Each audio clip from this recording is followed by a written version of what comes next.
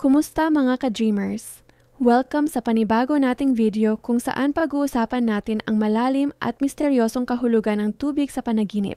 Kabilang na dito ang dagat, swimming pool at aquarium na may maraming isda. Alam mo ba na ang tubig sa panaginip ay isa sa mga pinakamakapangyarihang simbolo sa mundo ng panaginip? Ito ay may koneksyon sa ating emosyon, kalinisan ng puso at daloy ng ating buhay. Kaya kung napanaginipan mong naliligo, lumalangoy o tinitingnan lamang ang tubig, huwag mo itong baliwalain dahil ito'y may mensahe mula sa iyong subconscious o mula sa itaas. Ang tubig ay simbolo ng damdamin, kalinisan at pagbabago. Kapag malinaw ang tubig, ito ay tanda ng kapayapaan, kaliwanagan at pag-asa. Ngunit kung maalon o madumi, ito'y nagpapakita ng pagkalito at emosyonal na kaguluhan. Narito ang mga ibig sabihin ng iba't ibang uri ng tubig sa panaginip. Malinaw at tahimik na tubig, ito ay tanda ng kapanatagan at kalinawan ng isip. Maingay o marahas na tubig, ito ay senyales ng mga pagsubok o alitan sa paligid mo. Umaapaw na tubig, ito ay simbolo ng matinding emosyon o pagbabago sa buhay. Sa kabuuan, ang tubig ay refleksyon ng iyong emosyonal at espiritual na kalagayan. Kahulugan ng dagat sa panaginip. Ang dagat sa panaginip ay larawan ng malawak na damdamin at kalayaan. Ito ay sumisimbolo sa buhay na puno ng pagbabago. Kung ang dagat ay kalmado, ito ay tanda ng kapayapaan ng loob at malinaw na direksyon sa buhay. Kung malinaw ang dagat at lumalangoy ka rito, nangangahulugan ito na handa ka sa mga bagong oportunidad at positibong pagbabago. Ngunit kung ang dagat ay maitim, malalim o maalon, ito ay babala na may emosyon kang pinipigilan o may mga takot kang kailangang harapin. Ang dagat ay paalala na sa likod ng malalaking alon, may matatag na katahimikan kapag marunong kang magtiwala sa daloy ng buhay. Kahulugan ng swimming pool sa panaginip. Ang swimming pool ay simbolo ng kontroladong emosyon. Ibig sabihin, marunong kang magtago o magtimpi sa iyong nararamdaman.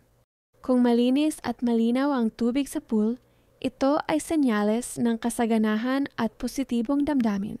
Kung madumi o madilim, ito ay paalala na kailangan mong linisin ang isip at puso.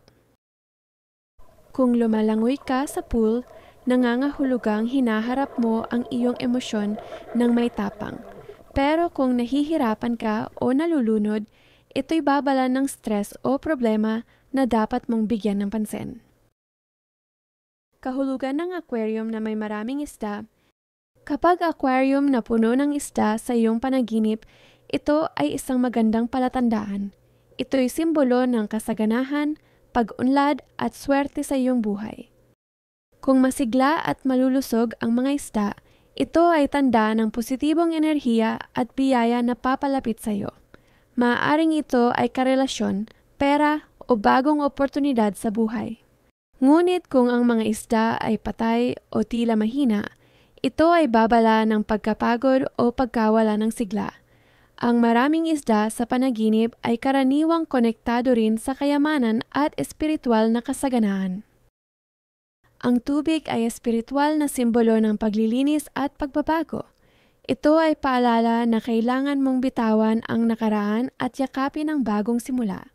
Kapag nanaginip ka ng tubig, kadalasan ito'y mensahe ng pagpapatawad, pag-asa at paggaling ng kaluluwa. Ito rin ay senyales na nililinis ng Diyos o ng universo ang iyong buhay upang maging handa ka sa mga darating na biyaya. Kahulugan ng malabo o maduming tubig sa panaginip. Kapag ang tubig sa panaginip ay malabo, madilim o marumi, ito ay simbolo ng kaguluhan ng isipan at emosyon. Ipinapakita nito na nalilito ka, naguguluhan, o may mga problemang hindi mo palubos na nauunawaan. Ang maduming tubig ay tanda ng pagkapagod ng isip at puso. Mga lihim o problemang pilit mong tinatago, negatibong enerhiya o kasalanang kailangang harapin. At minsan, emosyonal na sugat na hindi pa maghihilom.